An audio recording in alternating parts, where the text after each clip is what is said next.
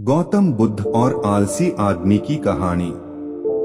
दोस्तों, एक छोटी सी कहानी जिसके द्वारा आप जानेंगे कि कैसे आलस आपके जीवन में आप पर हावी होता है और कैसे आप उसे अपने जीवन से बाहर निकाल सकते हैं।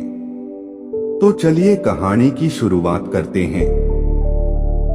गौतम बुद्ध अपने ध्यान में बैठे थे कि वहां पर एक आदमी आया। वो आदमी अपने आलसीपने से बहुत ज्यादा परेशान था। आलसी आदमी गौतम बुद्ध से बोला, महात्मा जी मेरी मदद कीजिए, मैं अपने आलस्य से बहुत ज्यादा परेशान हूँ। आप ही कोई उपाय बताइए जिससे मैं आलसीपन से छुटकारा पा सकूं। गौतम बुद्ध ने उस व्यक्ति से कहा, पहले मुझे ये बताओ कि तुम्हें क्यों लगता है कि तुम आलसी हो।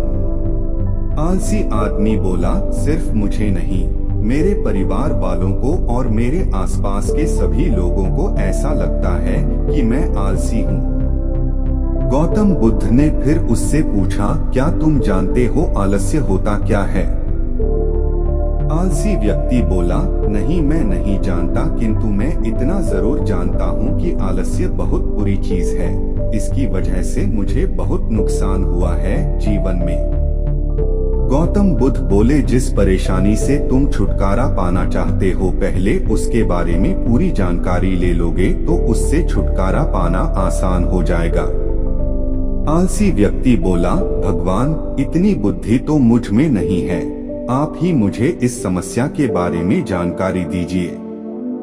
गौतम बुद्ध बोले, आलस्य एक मानसिक अवस्था है, एक विचार है जिसे जाने अनजाने में हम खुद ही जन्म देते हैं। आलस्य दो मूलभूत कारणों की वजह से ही जन्म लेता है, एक है शारीरिक और दूसरा मानसिक। शारीरिक कारणों में पहला कारण है गलत तरह का भोजन। हम सभी जानते हैं कि हमारे शरीर को भोजन से ऊर्जा मिलती है और यह ऊर्जा सजीव चीजों से मिले तो अच्छी, यानी कि प्राकृतिक रूप से जो हमें भोजन की वस्तुएं प्राप्त होती है, उनसे अगर यह ऊर्जा मिले तो हमारा शरीर इससे अच्छी ऊर्जा प्राप्त करता है। इससे उलट यदि हम निर्जीव वस्तुओं से ऊर्जा प्राप्त करते हैं तो यह हमें आलस्य की ओर लेकर जाती है। दूसरा कारण, हमारी शारीरिक गतिविधियां भी हमें आलस्य के चंगुल में फंसा सकती है। गौतम बुद्ध ने आलसी व्यक्ति को अपने शिष्यों की तरफ इशारा करते हुए कहा कि देखो, इनके चलने फिरने बैठने के तरीकों में तुम्हें कुछ अलग नजर आ रहा है। जब आलसी व्यक्ति कुछ समझ नहीं पाया तब गौतम बुद्ध ने उससे कहा, मेरे शिष्य जब भी बैठते हैं तो वे रीढ़ की हड्डी को एकदम सीधा रखते हुए बैठते हैं। चलते हैं तो उनके दोनों पैरों के बीच अच्छे से संतुलन बना रहता है और जब वह सोते हैं तो उनका शरीर एकदम शिथिल रहता है। ऐसा करने से उन्हें रात्रि में एकदम सही तरीके से नींद आती है। आलसी व्यक्ति बोला, लेकिन नींद तो आलस्य का की एक स्वरूप है। बुद्ध बोले, हाँ, अगर उसे ज्यादा मात्रा में लिया जाए तो। बुद्ध ने इस बात को आगे बढ़ाते हुए कहा, नींद कम मात्रा में लोगे तो तुम्हें अगले दिन थकान महसूस होगी और ऐसा करने से ज्यादा आलस्य शरीर में आएगा। नींद ज्यादा लोगे तब भी यही परिणाम होगा, इसीलिए नींद को ना ज्यादा ना कम, एकदम सही मात्रा में लेना अति आवश्यक है। आलसी व्यक्ति बोला, हाँ, यह तो मैंने भी अनुभव किया है। बुद्ध बोले, अब मानसिक कारणों के बारे में जान लो। मानसिक कारणों में सबसे पहले हैं हमारी पुरानी गलत धारणाएं। अक्सर ऐसा होता है कि हम पहले जिन कामों में असफल हो चुके हैं, हमारे अंदर ऐसी भावनाएं बन जाती हैं कि हम उस काम में हमेशा असफल होते रहेंगे, जिस वजह से हमें उस काम को करने में आलस आता है। ऐसी धारणाओं से छुटकारा पाने का एकमात्र उपाय यह है कि हमें अपने मन को यह समझाना चाहिए कि पिछली बार हम जब उस काम में असफल हुए थे तो हम उसके बारे में जितना जानते थे, अब हम उस काम के बारे में उससे ज्यादा जानते हैं, क्योंकि असफल होने के बाद हम उससे काफी कुछ सीखे भी हैं। बुद्ध बोले, दूसरा कारण है आलसी और कामचोर लोगों की संगत। कई बार ऐसा होता है कि हम आलसी नहीं होते, मगर जिनके साथ हम रहते हैं हम उन जैसे बनने लगते हैं। इससे छुटकारा पाने का उपाय बहुत सरल है। कामचोर और आलसी व्यक्तियों से दूर रहो। ऐसे व्यक्तियों की संगत में रहो जो अपने काम को बड़ी लगन से करते हैं और तुम्हें कुछ सिखा पाए। गौतम बुद्ध ने तीसरा कारण बताते हुए कहा, यह कारण आलस्य के लिए सबसे बड़ा कारण है। काम को कल पर टालते रहना, यह कारण इतना शक्तिशाली है कि किसी भी व्यक्ति को बर्बाद कर सकता है।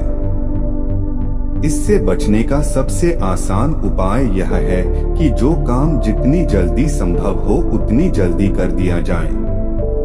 गौतम बुद्ध ने आलसी व्यक्ति से एक सवाल पूछा, मान लो तुम किसी रेगिस्तान में फंस गए हो और तुम्हें प्यास लगी है, तो तुम क्या करोगे? आलसी व्यक्ति बोला, मैं जल्दी ही रेगिस्तान के आसपास कोई गांव की तलाश करूंगा या ऐसी जगह की तलाश करूंगा जहां पर मुझे पानी मिल सके। गौतम बुद्ध बोले, अगर तुम्हें काफी देर ढूंढने पर भी पानी ना मिले तब तुम क्या करोगे? आलसी व्यक्ति बोला, मैं तब भी अपनी तलाश जारी रखूंगा, क्योंकि ऐसी परिस्थिति में मेरे पास कोई और दूसरा विकल्प तो होगा ही नहीं। गौतम बुद्ध बोले, बिल्कुल सही, और यही है मानसिक स्तर पर आलस्य का चौथा कारण किसी भी निश्चित लक्ष्य का ना होना। यह भी आलस की ओर लेकर जाता है। अब सुनो पांचवें कारण के बारे में। गौतम बुद्ध बोले, सोचो कि तुम्हारे पास काफी सारे सोने के दागिने हैं जो तुम्हें एक जगह से दूसरी जगह लेकर जाना है। तुम चलते चलते थक जाते हो और किसी पेड़ के नीचे बैठ जाते हो और तभी तुम्हें दूर से तुम्हारी तरफ दौड़कर आ रहे डाकू दिखाई देते हैं। तो क्या तब भी तुम आलस करके वहीं बैठे रहोगे, या ऐसी परिस्थिति में तुम वहां से उठकर दौड़ने लगोगे? आलसी व्यक्ति बोला, जी मुझे वहां से दौड़ना ही पड़ेगा, नहीं तो मेरी जान और सोने के दागिने दोनों खतरे में पड़ जाएंगे। बुद्ध बोले, यानी कि तुम्हारे पास एक ठोस वजह होगी दौड़ने के लिए। यही है आलस्य का पांचवा कारण, किसी भी काम के लिए ठोस वजह का ना होना। आलसी व्यक्ति महात्मा बुद्ध की बातों से संतुष्ट हुआ। वह बोला, महात्मा जी, मैं अब आलस्य के बारे में सब कुछ जान चुका हूँ और अब मैं इन सभी कारणों पर काम करूँगा और अपने आलस्य को दूर भगा दूंगा। दोस्तों, आशा करता हूँ गौतम बुद्ध और आलसी व्यक्ति की कहानी आपको अच्छी लगी होगी और इसे पढ़ने के बाद अब आप कभी भी जीवन में आलस नहीं करेंगे। जय हिंद, जय भारत।